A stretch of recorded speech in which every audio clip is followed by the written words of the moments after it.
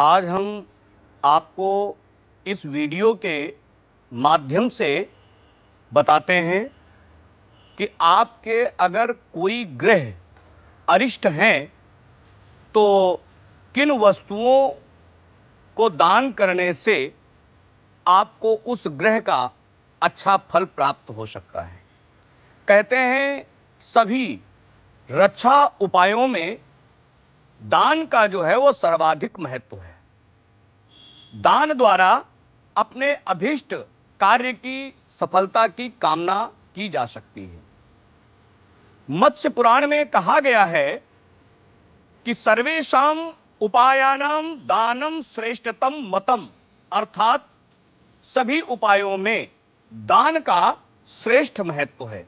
ज्योतिष में ग्रहों की शांति के लिए अनेकों प्रकार के विधान बताए गए हैं। जैसे अगर आपका कोई भी ग्रह अरिष्ट है तो आप उस ग्रह की शांति के लिए किसी योग्य आचार्य को बुला करके उसके वैदिक मंत्र का, पौराणिक मंत्र का, तांत्रिक मंत्र का जप करवाएं, अथवा उस ग्रह की शांति के लिए उस ग्रह का पूजन कराएं, और नहीं तो फिर उसके दान मात्र से ही, उस ग्रह के दान मात्र से ही पूरा लाभ लिया जा सकता है, जिसमें भोक्तृत्व व्यक्ति के अरिष्ट ग्रह शांत हो जाते हैं तथा उसको अशुभ प्रभाव की जगह शुभ प्रभाव मिलना शुरू हो जाता है।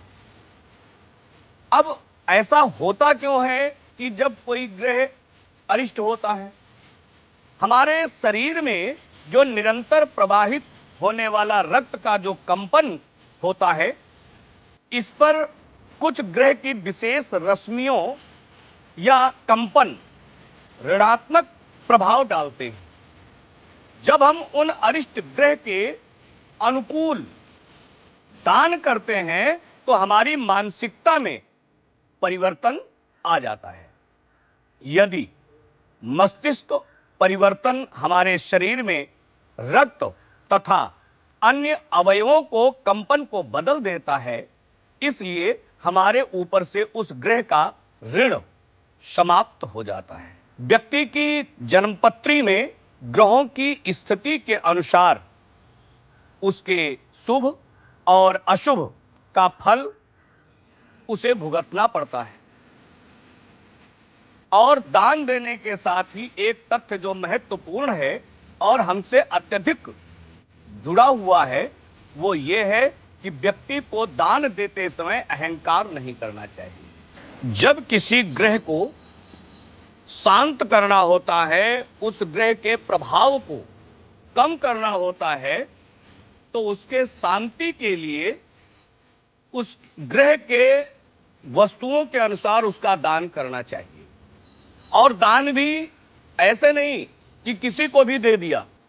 किसी अच्छे कर्मकांडी ब्राह्मण को, अच्छे ज्योतिषी को, अथवा किसी विद्वान ब्राह्मण को बुला करके और संकल्प करवा करके वस्तु का दान करना चाहिए।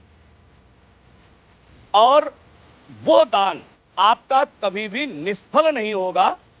उस ग्रह का पूजन करना चाहिए और रोग, बेचैनी, कार्य में असफलता, दुस्वप्न तथा मृत्यु जनित कष्ट को छुटकारा प्राप्त करने के लिए ग्रहों का दान करना चाहिए।